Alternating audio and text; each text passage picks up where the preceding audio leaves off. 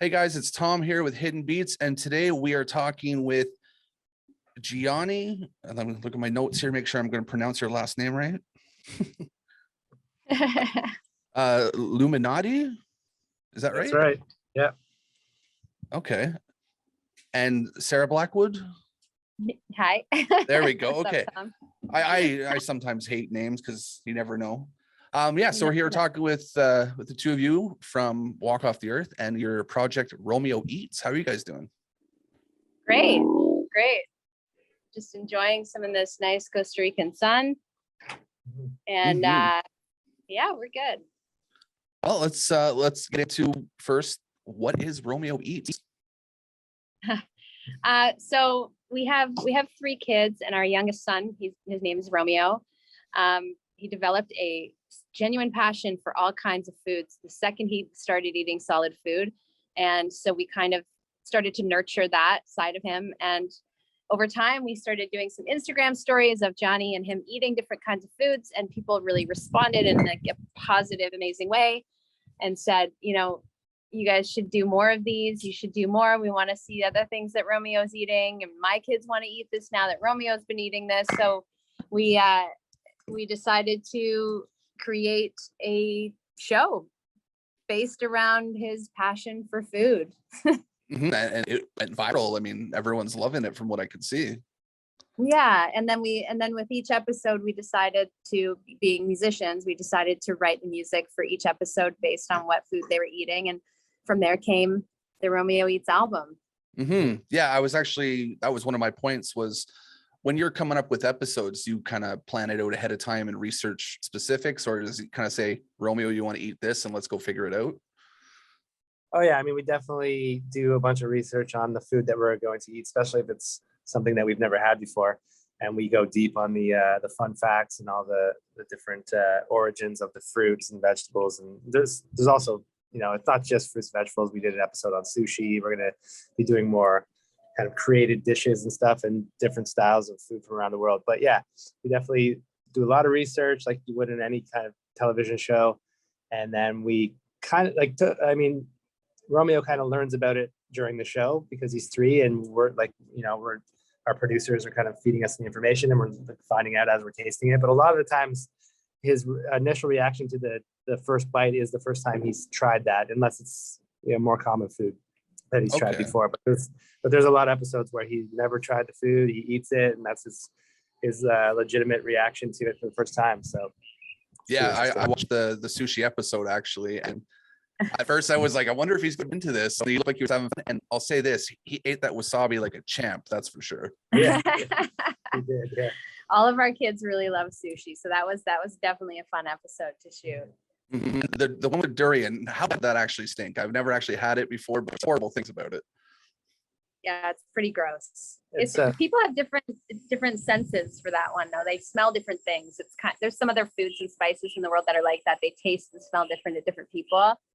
But we were shooting the show in a small studio, and the studio smelled like durian fruit for a while. I don't think the people we were renting it from were too happy with us after that episode. Yeah, I'm kind of the wrong person to ask because I absolutely love durian fruit now. But I know there's like a lot of people that every time I bring it out and I get people to try it, they spit it out, they're disgusted, they will wash their hands. A lot of people think it smells like, a rotting squirrel or something. I mean, I've heard really good things about the taste, and I'm definitely not opposed to trying it. It's not something that regularly I have around here. So yeah, like the Filipino people have a saying. I think they say it smells like hell but tastes like heaven or something like that. So yeah, it's pretty cool. But Romeo really likes it. He's saying right now that it's his favorite fruit. So hey, that's a bonus. Yeah. So you guys are musicians, and you've got a pretty successful career with that.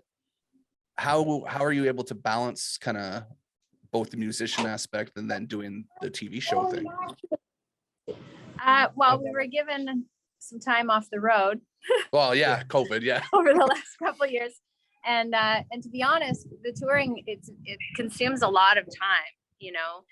Even though during the day you might not think that there's that there's a lot to do or it's anything's taking up a lot of time, but it really does. It kind of takes you out of your space and you got to bring everything with you. So having some time away from the road really kind of inspired us to do other projects that we've been thinking about doing for a while or weren't able to do because we were always on a bus or touring. And so, when a couple of years ago, or I guess last year, it was like, all right, this would be a really great time for us to actually put the time into this show. So we did, and it's been working out. We like to do all kinds of things. We're always working on tons of different projects all the time. So this one was just kind of another project that we were really inspired to create. Mm-hmm. Now with things opening back up, is this going to be a little bit more interesting, or how are you going to split the time now? It'll definitely make shooting Romeo Dines episodes a lot easier for sure. To get in restaurants, but yeah, I mean, we have another season shot. So we've released 2 seasons, and during the pandemic, when he was still 3, we shot 3 seasons. So we have one more season, and the goal was to kind of just shoot the 3, and then if people liked it, we would always entertain doing more. And we're blown away by the response already. So there's a good chance that we're gonna have to get back in the studio and make more. And we'll always find time. We're workaholics, and we love what we do, and we're passionate about it. So if people want to see more Romeo Eats episodes, we're going to make them. And maybe there's a spinoff to that. I'm not sure how it's going to work, but we know for a fact that he's ready to go because he talks about it all the time. Yes. Mm-hmm. So, yeah. I mean, you could do some like Romeo Eats on the road, and you can do all kinds of different things with that for sure. Exactly. Yeah, exactly. So, I mean, is there you're for sure you're going to do more with this, or you're still kind of in the works with planning it? I think we will. I think we definitely will continue. Like Johnny said, Romeo's ready to go and the fans really love it. So yeah, so we're gonna, I mean, right now we have the season 3 kind of backed up. We got the Junos coming up, which he was nominated for, and yeah, we'll keep going with it for sure. Mm-hmm. How crazy was the Juno nomination for that? Like that must be somebody interesting for this. Yeah, it was awesome. He's the youngest Juno nominee in history. So we were very happy about that. He's very happy. He thinks he's already won it, to be honest. So he doesn't properly grasp the concept. He's like, when do I get my award? I'm like, we haven't won it yet. I mean, there's no reason for not to win, really. It's, you see that face, and then people are just going to say, "Yep." Yeah. So we don't have any expectations in life, so you never know. We don't want to. We'll see what happens. Yeah, there's some talented artists on the rest of the nomination list. So we'll see what happens. Yeah, that's true. So during COVID, I mean, obviously we were able to do the Romeo Eats, but did you guys do anything with music at all? Like other than the Romeo Eats? Oh yeah. I mean, we come from a place, social media, all the different platforms that we release content on have always been, that's where we started. We started on YouTube, but creating content for people in, the little studio that we were renting at the time. So we just kind of went back to those roots and said, all right, we can't physically play shows, but we can be in everyone's living room every single week. So let's start creating as much content as we can. Yeah. Dig into different platforms, see what works on different platforms, and just start doing that. And lots of it. Oh, there's your doggy. Yeah, he decided to come in and start letting me. He's an old boy, so he just does what he wants when he wants. Nice. Did you find it difficult to balance both social medias, or just kind of added Romeo Eats to the list and it was easy, smooth sailing with that type of stuff? Yeah, I mean, anytime you're adding more another project to your plate, it's a lot more work, especially with social media, because you have to be on it so much. But we have everybody kind of we split up the duties, and we say, okay, today you're going to be covering the Romeo Eats channel, and today you're doing WOTE, and we just split it up and we get it done. Yeah, I mean, you guys seem to have it on point. I wish I was that together sometimes. My back desk here is insane right now because I've got 3 other projects on the go too. So nice. Do you guys have any new stuff coming with the band now? Like new music? Yeah, we have a new song, a new single. we have a new single that's released right now called Bet on Me that we're pretty stoked about. It's doing really well.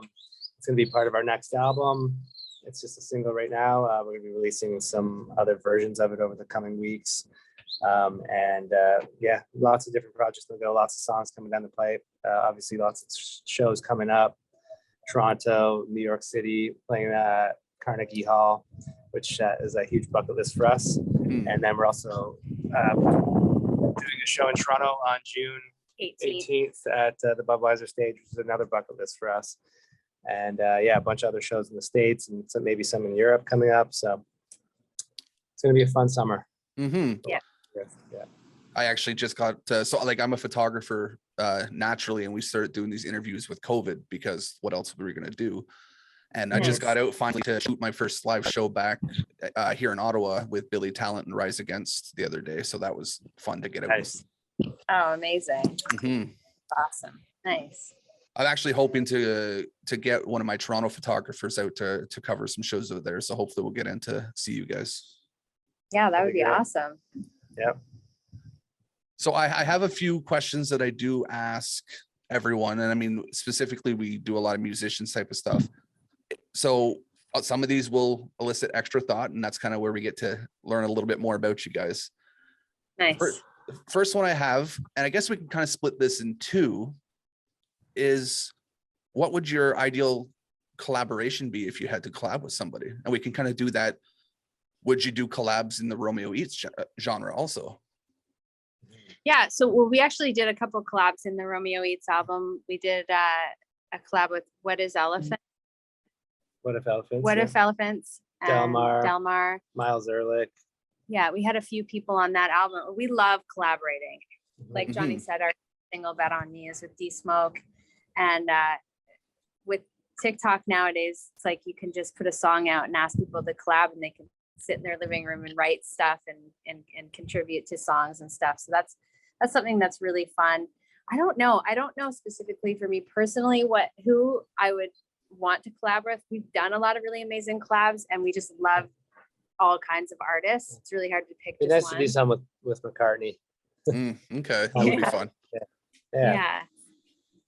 There's just so many talented people out there right now. It's like every person you see, you're like, oh, they would be good on this, or we should do something with this person. Yeah, we're going to be doing a lot of collabs in the future. It's pretty much every song that we write, we have a conversation internally, and we're like, oh, it'd be great to have this person on, and we'll reach out. A lot of times we get really good responses. So yeah, we'll see what happens in the future. Yeah. And there's always, like, every song could use someone different, and it's always fun to see exactly how that could turn out. Yes, absolutely. All right, next question for you guys is, what is one thing on your go-to playlist that you listen to that people wouldn't expect that you listen to? Pantera. I was gonna say Strife. Strife? Pantera, Vulgar Display of Power is like one of my favorite albums, and I like to put it on Sundays. Yeah. Pantera Sundays. And with the type of music that we put out, people don't really, I kind of look like I listen to metal sometimes with the long hair, but most people wouldn't expect Walk Off the Earth to be blasting Pantera. We love tons of genres, but there's definitely some music, I guess, that people would be like, they listen to that. Yeah. And we show our kids all kinds of music too. Like, we'll do dinner and we'll listen to like Pantera, or we'll listen to, Green Day, or we'll listen to something, like all different kinds of music. Say, this is this genre, like get into it. It's awesome. Rage Against the Machine, all kinds of stuff, So if it's a good song, then it doesn't matter what genre it is, really. Yeah, exactly. Nice. My wife thinks some of the stuff I listen to is completely weird, so that's okay. Music is supposed to be weird. All right, this one I like makes a lot of interesting thoughts. What's one thing you wish people would ask more in interviews from you guys that's not asked enough? That question. So we could cure it all at once. I don't know what you think, Sarah. My gosh, these are all really amazing, good questions. I think Johnny's right. Yeah. just like being maybe more of a part of the interview process. Not obviously not all interviews, but and you know what? We'll always think of the answers for something at some point, like walking and be like, oh, I got to remember this for the next time I'm asked this. And then you always forget. Yeah. That's why I said some of these questions make you think, and I get answers from anywhere, just like, how are you today? And other things like that. So it could be different for every person, which is kind of fun to figure out. Yeah. Yeah. No, yeah, it's a good question. I mean, it's a good question. Do you need help with anything? Yeah. That would be a good one. How's your mental health? I don't know. Did you get enough sleep last night? Yeah. That's a good one. I like that. How well rested are you? Yeah. Yeah. I find I'm never well rested enough personally. So Yeah. No. Yeah.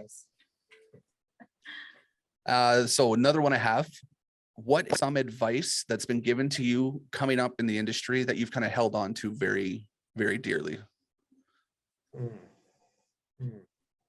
I mean, I don't know if it was told to me or if we just figured it out ourselves, but never expect any entity or person or anything to really drive your career forward, because it's always going to be up to you. It's always your plate of work. Like, there's definitely going to be people that help you along and people that can do their jobs in certain ways that benefit you.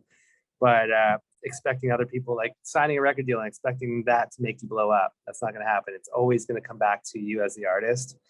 And once you realize that, you'll stop blaming everyone else for your lack of success, because at the end of the day, it's always going to land on you. And then I think on a more like non-intense note, things like be nice to the people that you work with. And, for example, if you're on tour, say hi to everybody, try to learn everybody's name at the venue you're playing at. Yeah. Bring your pillow with you on the tour bus. Be nice to the tour bus driver, because you don't want them falling asleep while you're. Yeah, it's not the 70s anymore. In the 70s, there was 7 bands. Now there's 7 million bands that are all successful. So you can be replaced so quickly. So if you think you're going to be this drunken rock star who can tell people that you're not coming out until you're ready to come out, you're done. You're done so fast. That doesn't exist anymore. Yeah, I guess it would be like, just be grateful for your position if you found success in whatever way and in your career, because like Johnny said, you could be replaced so quickly. You can't pull an Axl Rose nowadays. You know what I mean? If you're late for your show, people are not going to be happy. Axl 2 is coming out. It's funny, actually. We had a few artists do that here locally. So I help with a promotion company, and I mean, Riff Raff was one of them who decided he didn't want to perform, and then actually left the venue at, I think, at 1 a.m.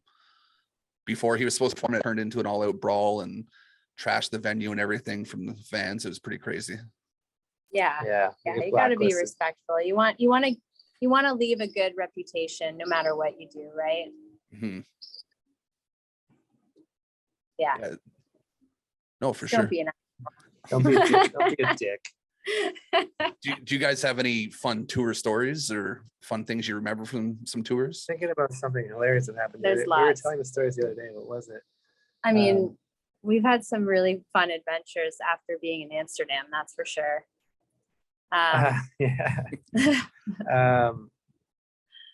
There's many. We've left people at gas stations before by accident in the middle of the night, like stopping to go to the bathroom. We left one of our stage managers at the ferry port in Ireland and drove for about an hour, and he didn't have anyone's number because he didn't have his phone or something. I can't remember what happened, but we ended up figuring it out and going and getting him. Our one of our members, Tokyo, sliced open his leg in Germany, in this little town in Germany where I don't even think they had a proper hospital, and veins were hanging out of his leg, and we had to leave right away to get to the next show, and we had to get him into they picked him up in a helicopter and brought him to the hospital. They ended up meeting back up with us, so it was pretty crazy. But there's so many little stories. So Johnny and we have 3 kids. So our middle son, one of the tours, because we always brought them with us, he was like 4 months old. He ended up having to go to the hospital in Glasgow, and then I drove to the show the next day with him. there's so many different Mhm. stories. It's being on the road is this constant journey and constant what's the right word? Like you just have to there's things to figure out every second. And that's why you need a good tour manager. Yeah. Because it's one of the hardest jobs in the world, but there's things thrown at you, curveballs every day. The bus breaks down, or like this person lost their passport, or there's so many puzzles to figure out Yeah. during the whole tour. Yeah. And it's very interesting. It's a very interesting journey. Do you guys have a favorite place you've ever played? Like the one that stands out the most memorable in your mind? I have a couple. There's a couple that ring a bell. But there's a show. What was the one in the UK, in England? Oh, The Roundhouse. Or whatever. the Roundhouse was amazing. Yeah, London shows are always crazy, but we played this one show in Barcelona that I remember particularly well because it was so intense. And we have a song called Gang of Rhythm that is a bit that we didn't even know at the time, but the song is the theme song to one of the biggest soap operas in the country, like a very popular show there. And that was the first song that we would always play on that tour. So we came out, we just, it was the first time ever playing there, sold out show. And we started playing the song and the crowd was just yelling it so loud, every single word. And we had never experienced that. Like people know the song, but it would always be like just a regular, Like some a couple people in the front the whole row. time just freaking out, singing the whole song. We're like, we stopped playing it. They were still singing it. Yeah. And then after the show, we were like, what? We were asking people like, why were they so obsessed with that song? We're like, oh, it's like the biggest show in the country. They're using your song. It's like, okay. Yeah, there's some real memorable moments that if you dig into the brain and go back to, I mean, fortunately we were smart enough to bring camera people with us, like a photographer and a film person on us on all of these tours. We have all kinds of footage and photographs. So if we ever do, like, I forget what that show was like, you know, you just go back into the folder of whatever and click on it, be like, oh yeah, that venue. Yes. Mhm. So No. yeah. Yeah, I can only imagine how fun that'd be. I know when I'm taking pictures at a show, if I get that one perfect shot, it's kind of like a whole memory. I can picture the whole show for myself that way. So yeah, that must be pretty cool. Totally. That's pretty much all I have for you guys. I wanted to keep it short and sweet just in case you guys had, the kids to deal with and things like that. And I know these dogs are going to want to go out for a walk anytime now. He's kind of sitting there just looking at me. So nice. Where can everyone find you guys on social media with both the band and Romeo Eats? Yeah, Walk Off the Earth is at Walk Off the Earth on pretty much every social. You can find us. There's a couple, fake accounts out there, so just always look for that little blue check mark. Romeo Eats is the same, at Romeo Eats, pretty much all platforms on Instagram, Twitter, YouTube. He pops up pretty easily. So yeah, Romeo Eats and Walk Off the Earth. Find us, follow us. Lots of fun content all day long, every day. So come follow the journey and let's have some fun. We'll definitely make sure we link as many things as we can. And good luck with the Junos. I hope that goes your guys' way, because it'd be awesome to see. Yeah, no thanks so expectations, much. but Thanks, thank Tom. Mm-hmm. Thanks a lot, Tom. Yeah, you guys enjoy the rest of your day, and I will hopefully get to see you guys again sometime. Cheers, Sounds brother. good. See Thanks ya. so much, Tom. See ya. Bye.